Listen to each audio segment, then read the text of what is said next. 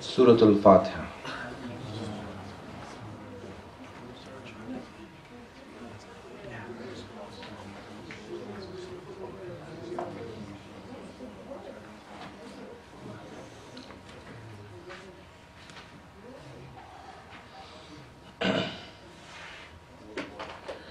Hasbunallahu ni'mal wakil, ni'mal mawla wa ni'mal nasir. A'udhu billahi minash shaitanir la'inir rajim. Bismillahir rahmanir rahim. Alhamdulillahi rabbil alameen. Wa salatuhu wa salam ala ashrafil anbiya'i wal mursaleen. Sayyidina wa Maulana Abil Qasim Muhammad. Allahumma salli ala Muhammad wa ala Muhammad. Wa ala alihi at-tayyibin at-tahirin al-ma'sumin.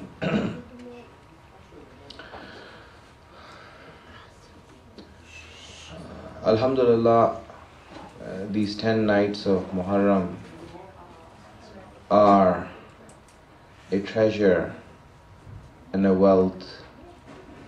In fact, the greatest wealth we have in this dunya that we should take advantage of and we should utilize. And the emphasis on gaining knowledge and ilm cannot be underestimated. The fact that these majalis that we have, that these programs that we have, the essence of the programs is to gain the knowledge and the ma'rifat of Ahlul Bayt.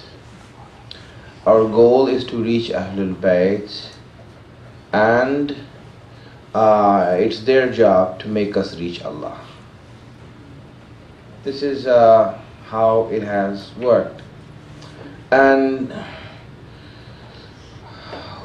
we have to really decide in the environment that we have made, or we see these majalis and these speeches and these programs of Imam Hussain have been conducted. We need to decide what we want. What do we want out of this? What is it that we are looking for? Do we want to feel good, or do we want to be good? It's two different things. There are people who want to feel good. You know, you feel good, alhamdulillah, you go on with it, you know, but it doesn't help you become good. It doesn't help you become good. Feeling good doesn't make you be good. I can make you feel good in a few minutes. I can make you feel good. We can say some hadiths, we can say many things that we have that will make a person really feel good. That, you know, he really feels good. Say aloud salawat. Allahumma salli ala Muhammad wa ala Muhammad. Ajil farjam. Rasulullah sallallahu alayhi wa sallam had said that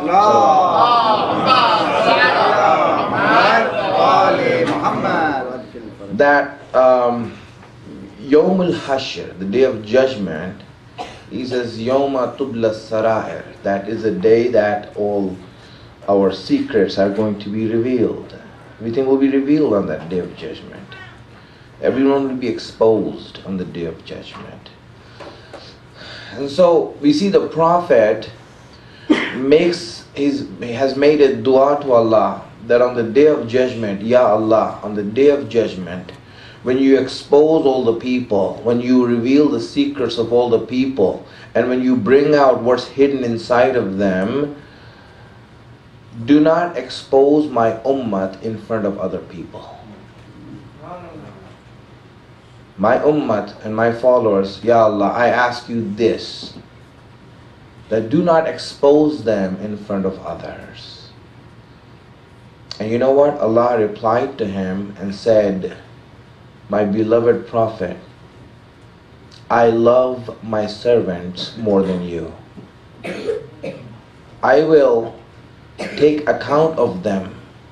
I will do their judgment in such a place that no one will know what they have done, and their respect and honor will be preserved. Not even you will know what happened to them.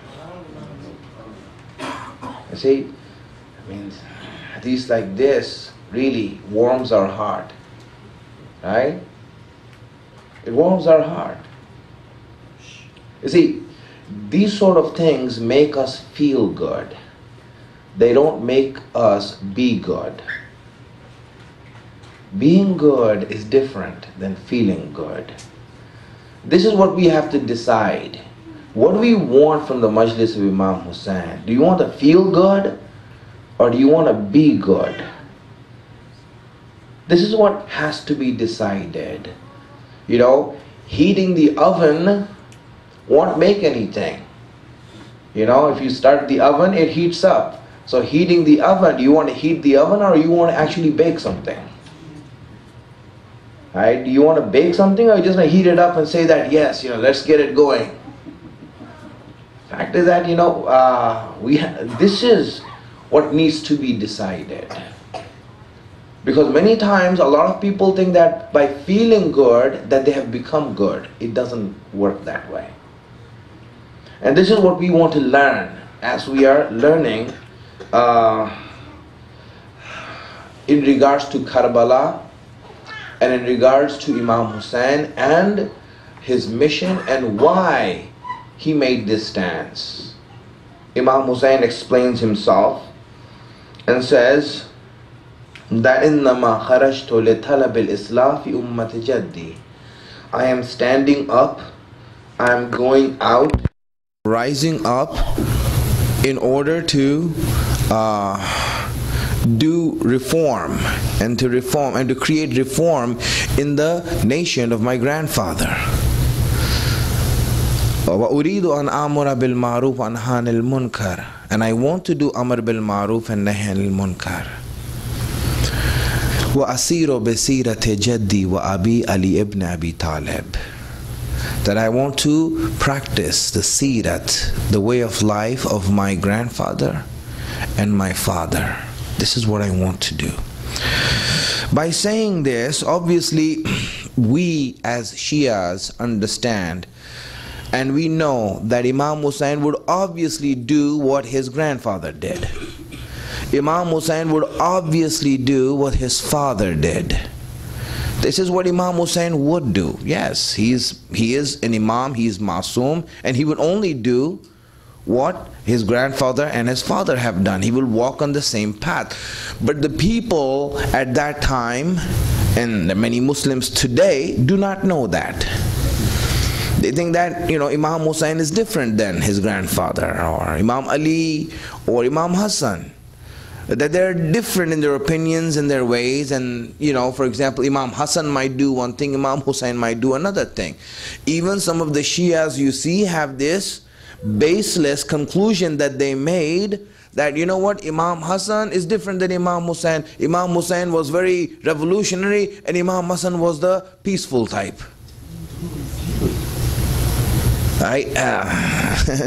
It's because they haven't understood Imamah. They are unaware. That's why they say this. Otherwise, if Imam Hassan was in the place of Imam Hussain, he would have done the same thing. If Imam Hussain was in the place of Imam Hassan, he would have done the same thing, and he did. After Imam Hassan became Shaheed, Imam Hussain, he carried out, and he went along with the sulh and the treaty of Imam Hassan. until Muawiyah died. He went along with it. He said, this is the right thing to do. He went with it. That shows that he will do the same thing that Imam Hassan did. The difference is not in the Imams, the difference is in the circumstances they live in. That's where the differences come in. But all the Imams are one. This is what we see that is clear at this time. But this message was clear for the people at that time. But this statement, when Imam Hussein is making it, Asiru bisirati jaddi wa abi, what does it mean for us? What does it mean for us right now, in this age that we are living in? What meaning does it have for us? Here, my friends, what does Imam Hussein want to tell us? Okay, yeah, the Sirat of the Prophet. What is in the Sirat of the Prophet is Imam Hussein trying to relate to? Because when we look at the Sirat of the Prophet, there are many things. What in the Sirat is he trying to say that, listen, I'm emphasizing this in my mission. And this mission is so important that Allah subhanahu wa ta'ala, and the prophets of Islam throughout history have worked in order to establish this mission, to fulfill this mission. And I am fulfilling the dreams and the work of all the Anbiya put together. So in that constitution of that mission, I am mentioning to you the Sirat of my grandfather. What is the message in it for us? This is where we have to just look into and understand. Salawat ala Muhammad wa ala Muhammad.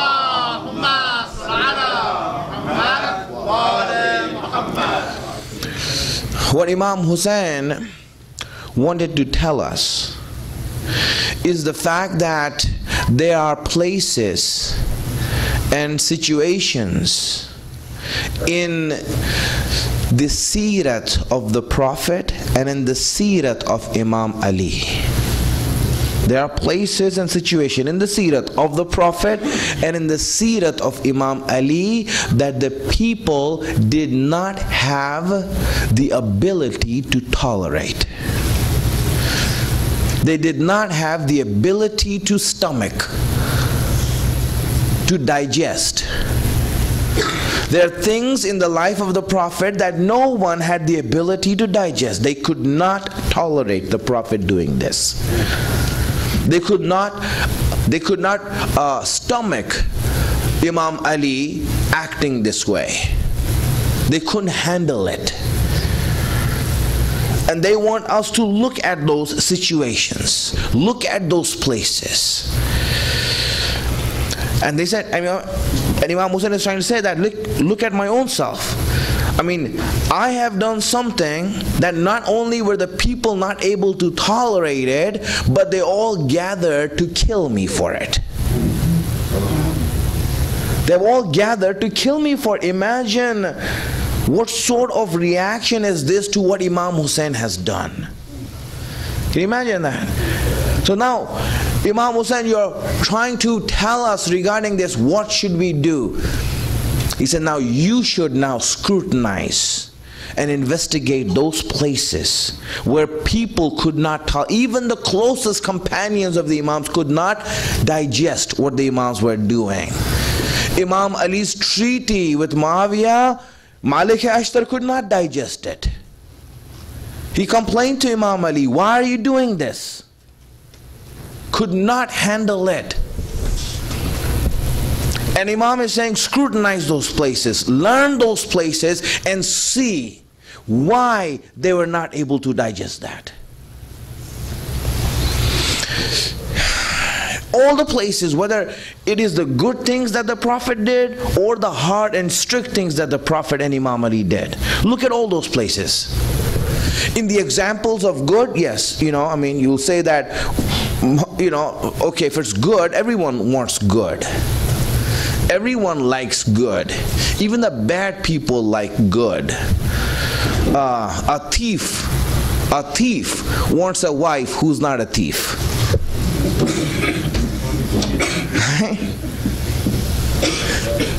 A criminal wants workers that are not criminal. A troublemaker wants children that are not troublemaker.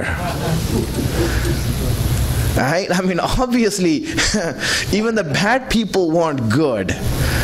So, wanting good is not something strange. Wanting good is not something strange, but what kind of goodness did the Prophet practice? What kind of goodness did Imam Ali practice that the people could not understand it? Could not tolerate it? This is what we want to understand, my friends. These are the places we want to understand. And inshallah, I will mention those places in these days that we are here. What are those places that are difficult to understand in their life? Because there are places people could not understand. Why did you do this? How can you act like this? What you're doing doesn't make sense to me. Many places like that, and we want to understand those places, inshallah. Salawat ala Muhammad wa ala Muhammad.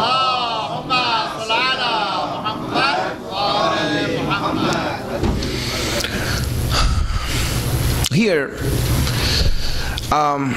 we see that some of the sirat that we look at in the Prophet and the Imams, we see really it is one, unbearable, two, very difficult to practice or even go along with.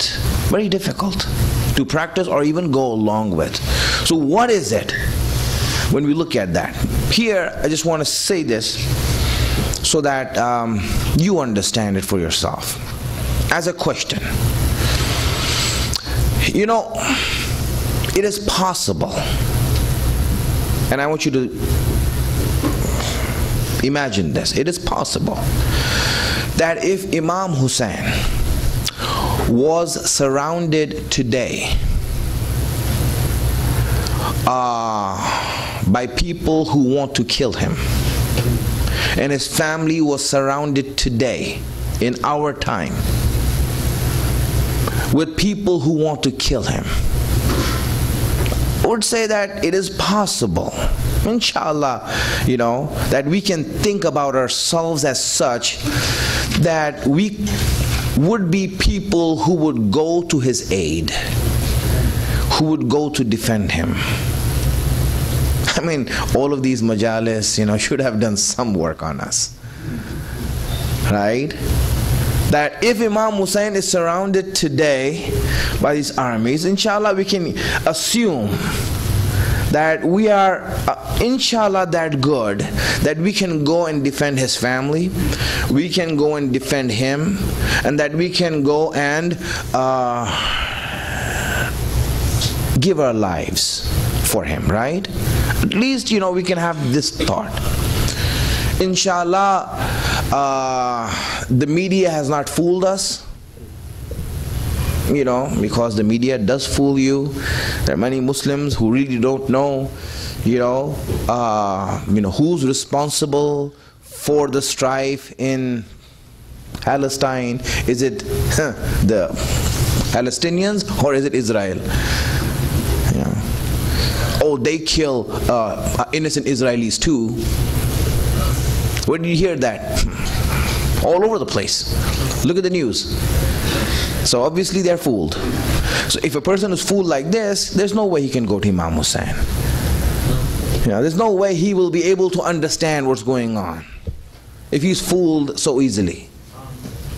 Right? Many people were fooled by Muawiyah and Yazid and their media. Easily they were fooled. So inshallah we will not be fooled. Right? Let's say we have learned our lesson and we have learned from the lesson of Karbala, we will not be fooled. And inshallah, we don't have that much attachment to our dunya. We don't have that much attachment to our American dream that, you know, we will say that, you know what, I won't leave this for anything. Inshallah, we're not blinded by it. Right? And we will be able to leave it. Right? Let's say Imam Hussein is right now in trouble and we have to go, would we do this? And inshallah, you know, we give ourselves that benefit of doubt, right? Hopefully we are that good. Are we? We all can, inshallah, do some self-reflection in these type of situations. But, my friends, I want you to imagine this. If you think this is difficult, if you think what I'm saying is difficult, right, that you're ready to leave all of this, to sacrifice all of what you have in order to defend the life and the family of Imam Hussain, if you think that's difficult, in fact, I would say it's not that difficult. We should have been that good. We should be that good that we can go and defend him. But you know what is difficult? You know what is highly unlikely of us in our situation that, I see? What is really difficult is to practice the seerat of the Prophet and Imam Ali. This is more difficult. This is more difficult than going and fighting against Batil and trying to defend Imam Hussain and his family and sacrificing our life. This is more difficult, to practice the seerat of the Prophet. This is highly unlikely that we would be able to do this. You understand what I'm saying now? This is very highly unlikely that I see that, we can do something like that. My friends, when Imam Hussain is speaking about the seerat of the Prophet, he's not speaking out of anguish or out of, for example, sadness that the people don't know this. He's speaking because he wants to give us a message and saying that there's a lesson that you need to learn from this. The people in my time did not understand this. The people in my father's time did not understand this. The people in my grandfather's time did not understand this. But I'm giving this message to you so that you can learn this part of the seerat, so my son Mahdi, Imam Mahdi, would not have that trouble. Allahumma salli ala Muhammad wa ali Muhammad. In other words, we all had this trouble. We all had this problem. We all had the problem that people did not understood the seerat of the Prophet or Imam Ali. That's why they could not go with us all the way. That's why they fell short. That's why they weren't able to understand what we were doing. So I want to point this out to you so at least you can learn. You can be of those people that learn, and then when the final rising will happen, that you will not have this problem. You will not have this problem. So what is the lesson for us? What have we done? Right? Have we done something wrong? Because it's as if, for example, we did not respect the seerat of the Prophet. No, you haven't done anything wrong. Right? Have we disrespected the seerat of the Prophet? No, we haven't. In what way are we unable to bear the seerat of the Prophet? In what way, my friends? It doesn't have to be bad. We don't have to be bad not to understand it. See, that's one thing, I want you to understand this. You don't have to be bad not to go along with Imam Hussain. You don't have to be bad not to understand or able to bear the practice of Imam Ali. You don't have to be bad for that. Allah gives an example in the Quran.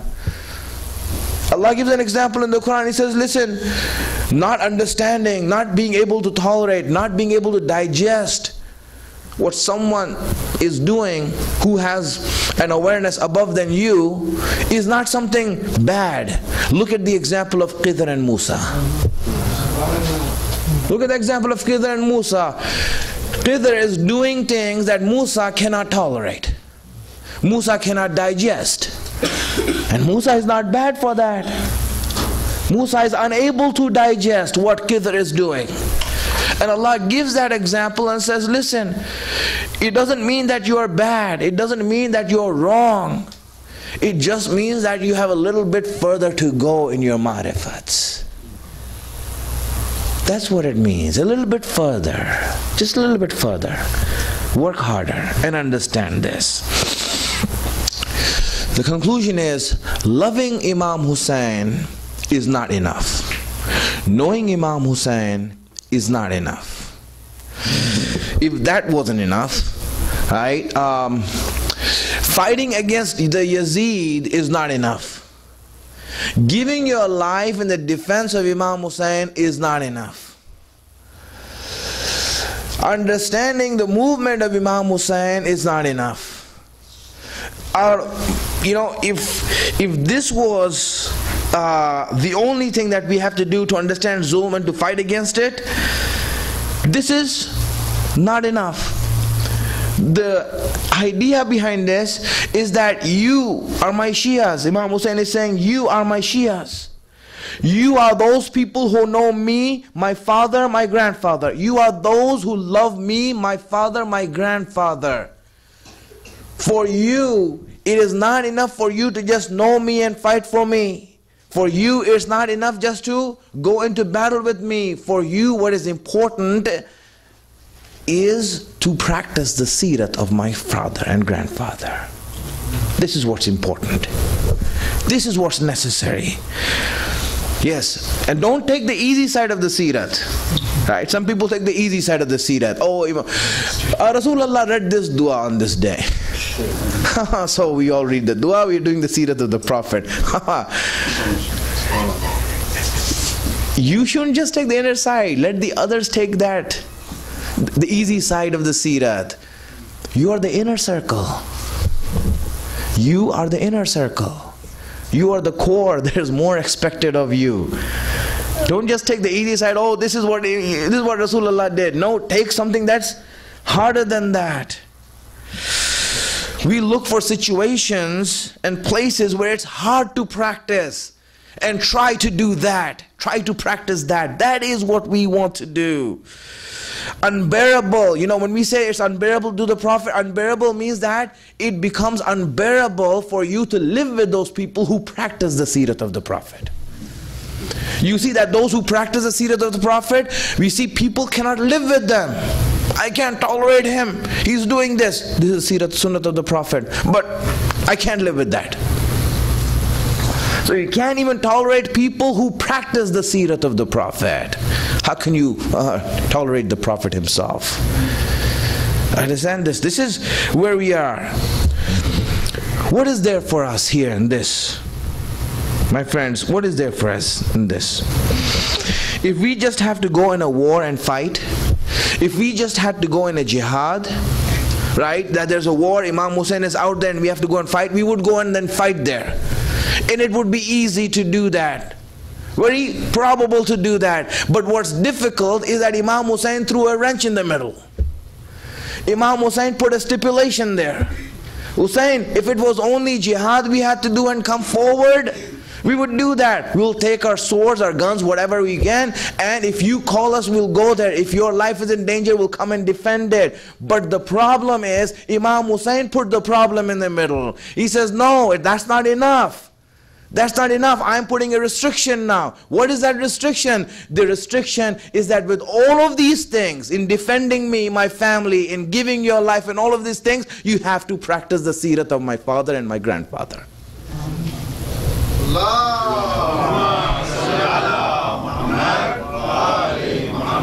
Asiru bi sirati jaddi wa abi. You have to do this also. So Imam Hussein, as if this wasn't difficult for us, now you're asking us to do this also at the same time, to make sure that we are aware of the seerat of the Prophet and do that also at the same time. He says, yes, do that also at the same time. That is what's necessary. That is what's necessary. My friends, if we can solve the riddles of Karbala, if we can uncover the secrets of Karbala, all of them, and understand them, and make our heart illuminated by them, I promise to you that you will be raised with the shuhada of Karbala. Allah is not bakhil. Allah is not stingy. Why wouldn't He raise you there? Because you have the same marifat that they have. These are the secrets we want to uncover from Karbala, to see that how can we be amongst those shuhada? How can I be raised amongst those shuhada? He says, yes, you can be. Gain all the secrets that they had, and that's when you'll get there. Subhanallah. Now, you won't be like them, that's different. You cannot be like them. Alright? Maybe some people think that, oh, we can become like the people of Karbala. No, you cannot become like the people of Karbala. That should be very clear to us. Right? You can't become like the people of Karbala, but you can be raised with them. That's different. Why can't we become like them? It says because, listen, the companions of Imam Hussein in Karbala, when they reached Imam Hussein, they didn't have anyone to learn from. They came themselves. You have the companions of Imam Hussein to learn from. You learn from them. They were original. You are copies. They're original, you are copies. Right? You have to copy them, you learn from them, and you go there. They are original. They reach there, and that's why our salam is on them. That you came to Imam Hussein in spite of that there being no examples before you. This is your greatness. Yes, this is your greatness. Why this sirat? Just let me answer one more question, and inshallah we'll go on from here. Why this sirat, my friends? And I want you really to understand this and emphasize this in your life. The sirat. That why I need to practice this sirat. Why this sirat? Why learn this sirat? It's because that's where, my friends, that's where the nuances, the subtleties of the knowledge of Ahlul Bayt are known. As an introduction, let me explain to you this way. We have different things. We have war, we have peace. We have harshness, we have forgiveness. We have appreciation, we have, for example, admonition, right? We have, for example, advice, we have criticism. Right? We have all of these things. The issue is, where do you use these things? In the application of these things, where do you apply these things? How do you apply them? In what way? That's where all the mistakes are made. That's where all the problems come in. How do you apply these things? Let me give you an example, very simple example. A father came to me and said, you know, my son, I have lost him. Not lost in the sense he's lost, but in the sense he doesn't listen. He really lost, huh? He doesn't listen, he doesn't do anything that I say, he's not good in his studies, he's just bad, you know, he doesn't listen. So I said, you know, did you try to, you know, encourage him and appreciate him? He said, yes, I tried that a lot, didn't work. I said, all right, did you try to admonish him? Right? You know, be hard on him. He said, I tried that also, it didn't work. He says, well, did you try to advise him and counsel him? He says, well, I tried that, it didn't work also. And he tried to talk to him, explain to him things. He said, I tried that also, and that didn't work. What kind of a child is this? I mean, is he retarded or is he okay? I mean, what's the issue with this child? I mean, you look like a normal person, child looks like a normal person, then why is he not listening? Why is he not becoming better? You see, he has tried all the right things, but now what happens? Now you have to go in detail. And said, okay, you know, you tried admonishing, you tried encouragement, you tried advice, you tried talking. Let's see how you did this. You see, now you have to go in detail. I mean, you tried all this, you know, stuff, and it should be working. Why isn't it working? Let's see how you did it. Let's see your practice. How did you practice this? Tell me, how would you admonish him? How would you encourage him? Where would you do that? In what situation would you do that? When you start to ask him, and I started asking him, that's when I got to know the problem. The problem is not in the admonishment itself, or in the encouragement itself, or in the counseling itself. The problem was in where was this counseling done? How was it done? How was his advice given? Then I understood that, you know what? When he used to punish him, he used to punish him because he himself was angry. You see, he came back from a bad day at work. He was angry, and so what happened? He saw that, my son's report card is here, the marks are low, so now he's already angry, so he took out his anger on his son. So the son who's getting beaten up, who's getting disciplined, he is understanding that this beating is not because of my fault, this beating is because my dad is angry and I just found myself in a bad situation. Right? That's why he's not improving. That's why he's not growing. If he had, if you had punished him in the right way, disciplined him in the right way for what he did wrong, then he would understand that this is because of what I did. And it would affect him. But no, you got angry at him because you were angry. And so you see the wrong effect at that. Now when you encourage him, when you appreciate him, you see an example of that is that, for example, they were having a wedding in their house and everyone was happy and jolly and having a good time, and he broke the silverware. When he broke the silverware, he did something wrong. So because you were happy, you said, it's all right, don't worry about it. Go on, play. So he understood that, okay, I made a mistake, but you know what? I made a mistake when my dad was happy. That's why he didn't say anything to me. My friend, understand this. This is the wrong way of doing it. The idea is that you did the right things, but you did them at the wrong times, in the wrong way. That's why all of these methods are right. But because you used them in the wrong way, you practiced them in the wrong place, that's why they did not work. That's why they did not work. That's why you see, knowing values and knowing morals is not enough. What is necessary is to know where those morals have to be used and where those values have to be placed. That's what's necessary in life. Just knowing it is not enough. Let me give you another example that's a little bit easier. Right? Understand this. There's a hadith that we have. Hadith that we have, Al-Mu'min Bushrahu fi wajhihi. Al-Mu'min, the Mu'min, the believer, his smile is on his face. His smile is on his face, meaning that he's always happy. His happiness is on his face. You can see him, he's happy. Right? A mu'min is always happy. So now what happens is that when a mu'min is happy, so now when he goes around, where should he use this smiling face? Where should he show his smile? So we ask someone, for example, you ask someone, where did you show your smile? They say, well, I show my smile. Where did you show it? I remember that when I went, to this wealthy guy for a loan, I was smiling all the time. So when you went to the banker to get the loan, you were smiling.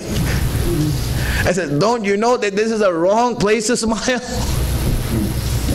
This is the wrong place to smile. We have a hadith from Rasulullah that says, if you smile in front of a wealthy person because of his wealth, then Allah will send lanat on you and make you poor. He will make you poor. He will make you go through poverty. Because of this attitude. Understand this. So you did the right thing in the wrong place. It is useless. It is useless. Knowing the faza'il, knowing that something is great, this and that, this is not enough. Knowing where it should be applied, that's what's necessary, my friends. That's what's necessary. How do you apply these things? Where do you apply these things? That's what's necessary for us to understand. This is why we learn the Sirat.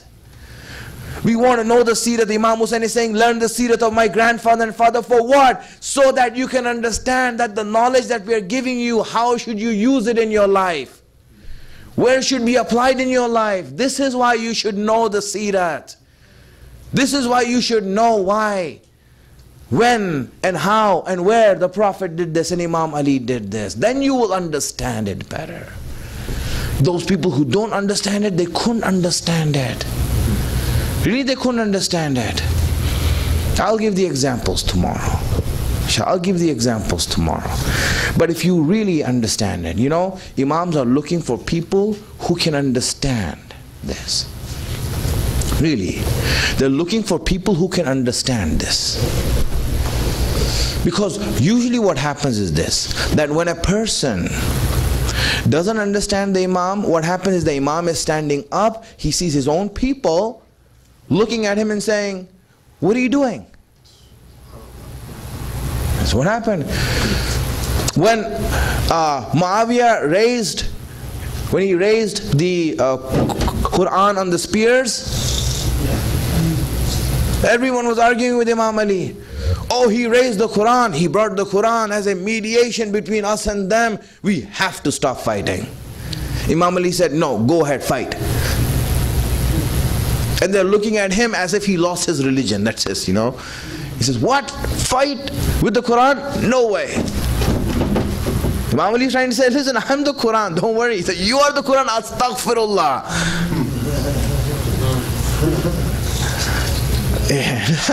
Now, for Imam Ali to have such people around him, imagine this, they can't understand him.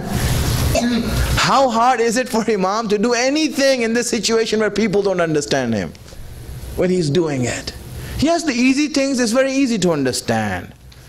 The easy things they do, it's very easy to understand. It's those difficult positions that's hard to understand.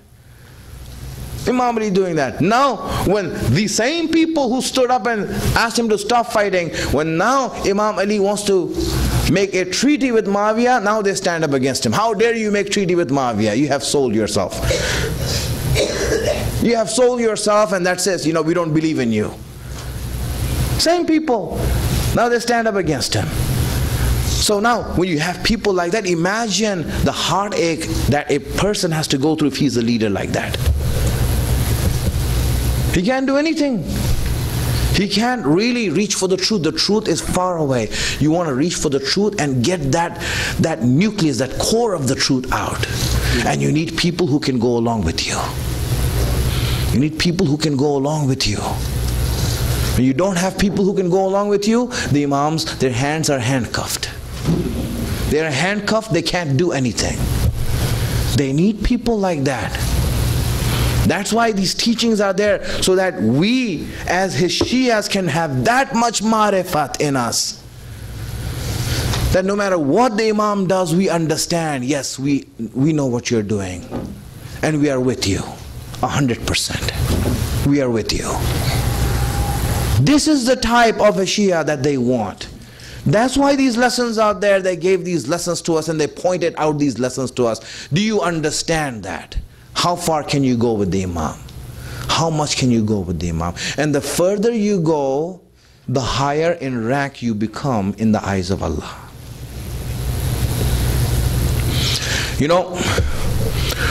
Who can go that far with the Imam? Who can have that much marifat? Who would understand him all the way? There has to be someone. If Imam is going that far, there must be someone who understood that. The reason why, for example, Imam Hassan didn't go that far as Imam Hussein did, or Imam Ali did not go that far as Imam Hussein did. Why? Because Imam Ali didn't have those people who would understand what he would do. Imam Hassan did have those people who would understand what he would do. But Imam Hussein had such people. People who understood what he was doing. A person who understood, you see the examples in Karbala. Who understood Imam Hussein the most? You know why? The one who understood Imam Hussein the most was the flag bearer of Imam Hussein, Abul Fadl Abbas. Why is Abbas so high in rank? Why is Abbas so high in rank? Because he understood Imam Hussein more than others. He could go along with Imam Hussein more than others.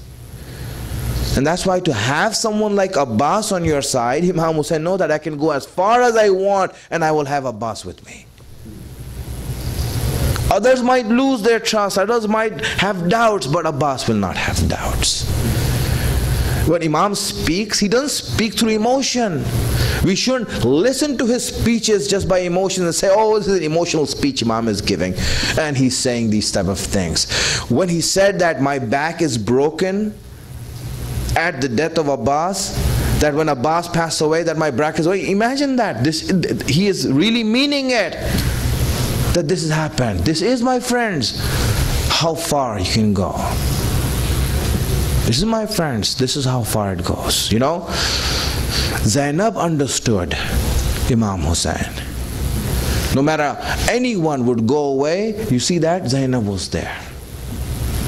Zainab was there for Imam Hussein. She was there all the way with Imam Hussein. And you know what? It is, I don't know, coincidence or by design, that you see the ones who were the closest to Imam Hussein, you can say, you know, have been buried the farthest from Imam Hussein.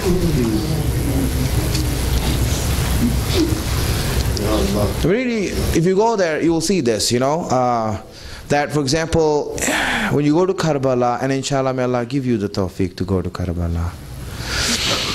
Our dream should be to reach Karbala. You know, and when you go to Karbala, obviously, just being on that land and being in that place where Imam Hussein and Abbas and Ahlul Bayt encamped and they used to live. This is the place that when you go there itself humbles you.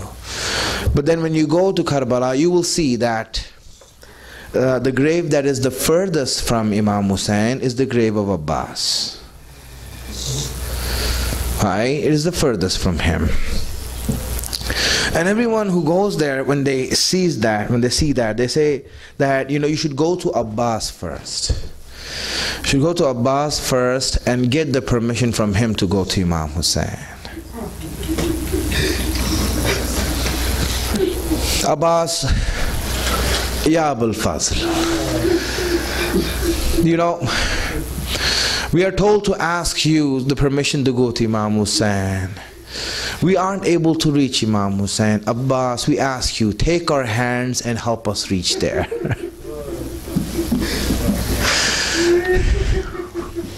Take my hand. Ask with humility. Ask with humility. Don't ask with pomp and arrogance. Ask with humility. Take me there. Take me to Hussein. My friends, Imam Hussein is waiting for people who would understand him, who would know how far he goes and they would understand him. That's why when Imam Hussein saw that, you know, he needs those type of people, and those are the people who would convey his mission and message to the people. The whole of the camp of Imam Hussein was silent, was in a state of melancholy, in a state of sadness and grief when they came to Karbala. Karbala was very heavy for them.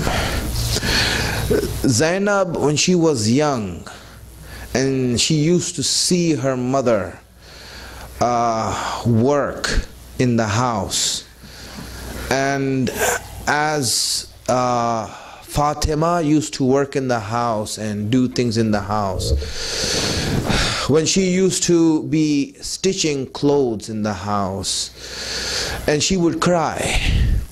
She would cry at that moment, and Zainab as a young daughter would ask, "Mother, why are you crying?" And she would say that, "I'm just crying for what I see on this shirt that I'm sewing. I'm crying for what I see on the shirt that I'm sewing. I see the blood of your brother in the shirt and my family." Zainab knew what was going to happen in Karbala. That's why Zainab, when she came there, you know that Zainab's heart was heavy and Zainab was sad. But the rest of Ahlul Bayt, they might not have all the information that Zainab had. But you see, Zainab was special to Ahlul Bayt, the whole of Ahlul Bayt. Imam Hussein was their Imam outside, but Zainab was their light inside the household. Everyone would look at Zainab and everyone would look at her and say that Zainab, Whatever she felt, everyone else felt.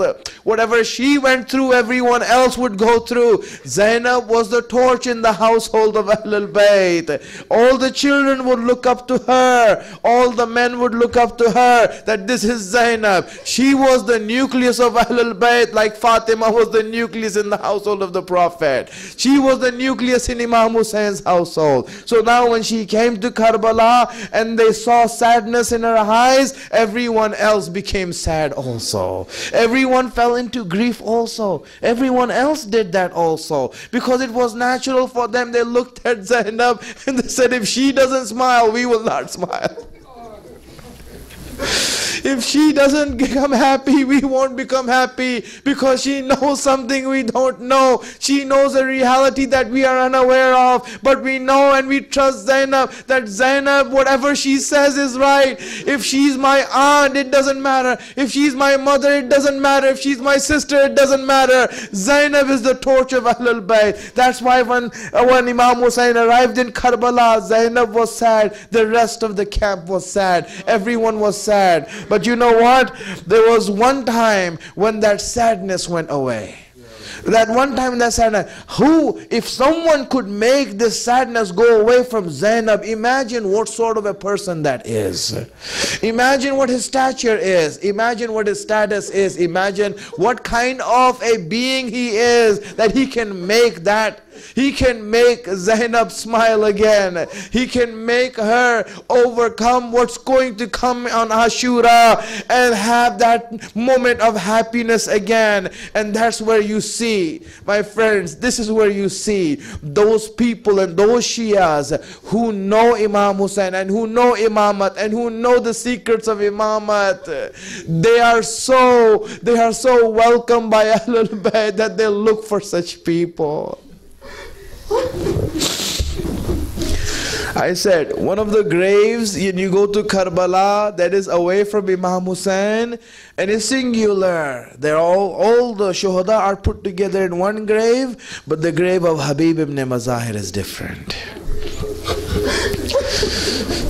The grave of Habib ibn Mazahir is different. And you go there, you will see, this is Habib, you are put in a different place than the shuhada.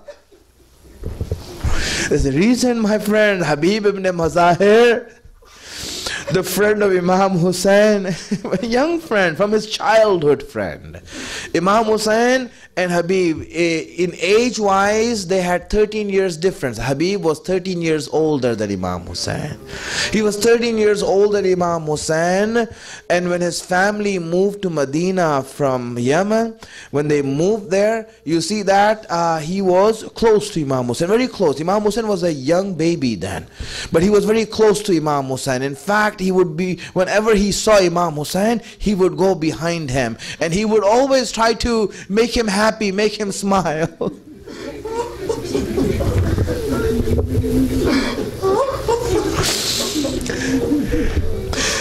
His father Mazahir one time was walking with the Prophet, and then all of a sudden Rasulullah stopped, turned around, and he took Habib in his hands and he kissed him in the head and he hugged him.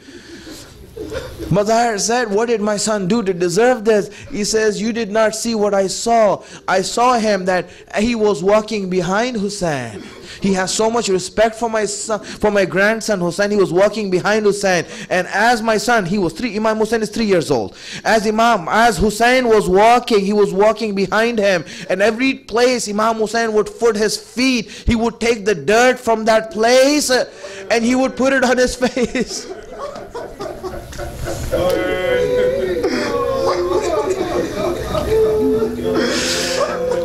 Someone who goes that far to know and to please their Imam and to be with their Imam and to receive from the Imam, now understand how close they are to the Imam. Habib was in Kufa. Imam Hussain wrote a letter to Habib, and he says that this is from Hussain ibn Ali to ila rajulin faqih, the person who's a faqih, who is knowledgeable, who is an alim. Imam Hussein called him an alim. He says, you have knowledge, Habib. I wouldn't have written this letter to you if the daughters of Rasulullah were not with me. Habib, I just have to tell you that the daughters of Rasulullah are in danger and they're surrounded by enemies. So I'm asking you if you can come and help them. If you can come and help them, Habib. Habib, when he received the letter,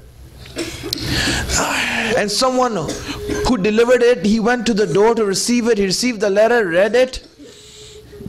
He cried. His wife was inside. He cried over it.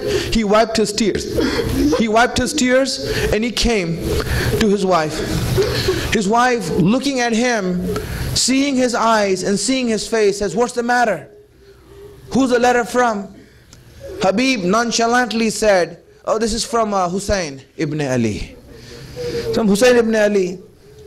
He says, "Then what's he saying?" He said that he's saying that he's in danger, that the daughters of Rasulullah are in danger. And again, he came to the table and sat down, and the wife looked at him and says, "What are you going to do about this, Habib?" He says, "What are you going to do about this?" He said, I'm thinking what to do." He said, "Are you going to help him?" "I'm thinking." "Are you not going to help him?" "I'm thinking." "Habib, what's the matter with you? If you don't want to pick up the sword, let me pick your sword. I will go and defend Hussein. Maybe you should sit in the house. Maybe you should do the housework. I will go there." Habib started crying. He said, "Times are bad. I needed to see where you stand on this issue before I take a step." Habib said, "How can I not go for my friend Hussein? Hussein is in danger and Habib is going to sit here. No, this will not happen. Habib is going to go there." He came to his servant and said, get my horse ready." He came to his slave, said, "Get my horse ready." And the slave got his horse ready. He got up on the horse. The slave looked up at him. His eyes are looking into his eyes. Habib says, "What's the matter?" He says, "Nothing, I'm just your slave. I'm just your slave. I don't have an opinion." He says, "Okay, then I free you. Go ahead, you're freed. You can go your way. Habib doesn't need you anymore." And then when Habib started riding, the slave started coming behind him. Habib said, "I freed you." He said, "Habib, Master, you have taught me well. I've been freed from you. I'm not your slave anymore. Now I'm a free man. I want to be the slave of Hussein."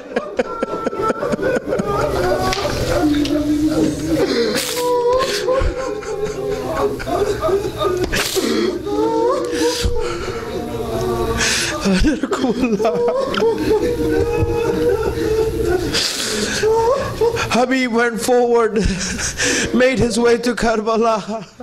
And when he came to Karbala, as I said, the whole camp was in a mourning, as if in a state of mourning. They were sad. No one was smiling. From the 2nd of Muharram to the 6th of Muharram, no one smiled. No one was doing anything. They were just living, they were just looking, because every time an army would come, every time people would come, they would go on the side of Yazid and they would make his ranks bigger. And to the extent that Zainab asked Imam Hussein, "Brother, all these people are coming, they are coming to help Yazid. Isn't there anyone who's going to come to her help?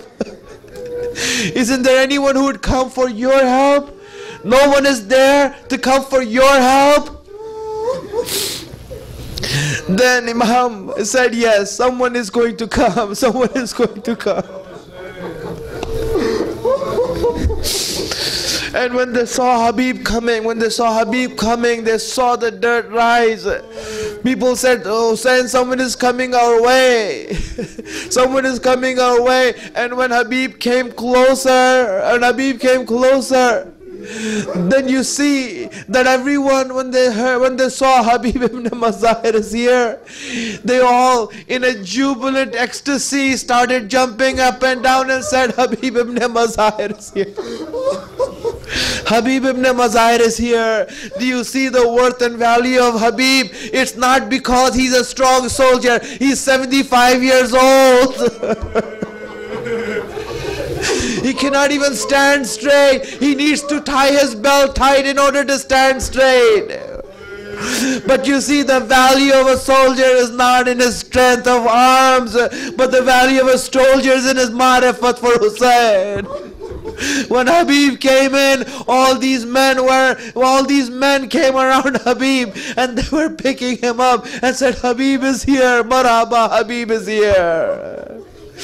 As if an army has come to them, as if a nation has come to their aid, and everyone came together. And when this shouting and when this ecstasy, the sounds were heard inside the tents, Zainab asked Fizza, what's going on outside? Why are these people laughing? In this situation, why are they all happy? Fizza went outside and brought the news that Habib ibn Mazahir is here. When Zainab heard that, she began to smile.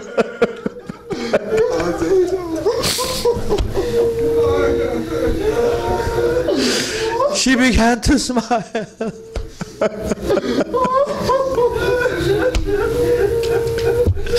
And said to Fizza, give my salam to Habib. My friends, no, I want you to see the weight of this statement. Feel it in your heart. Feel it in your heart, the weight of this statement. Imagine if you are living in Medina and Fatima is alive and her house is there. How would you treat her? Would she be your queen? That she is the queen of Medina. Whatever she says goes. You would be at her door to say, tell me what to do, I will do for you.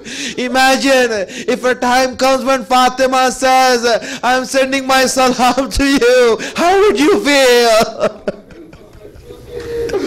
How would you feel that why did you send this? I'm your servant.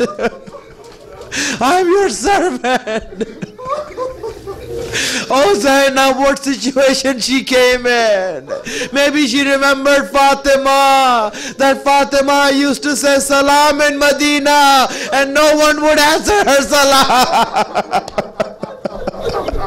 No one would answer her salam. Maybe Zainab remembered that and said, let me send my salam to Habib. When Fizza came and told Habib, the daughter of Fatima is sending salam to you. Habib took out his amama, threw it on the ground. He wrapped himself on the ground, picked up the dirt of Karbala, threw it on his head and said, what a time has come on Ahlul Bayt that they're sending salam to slaves like us.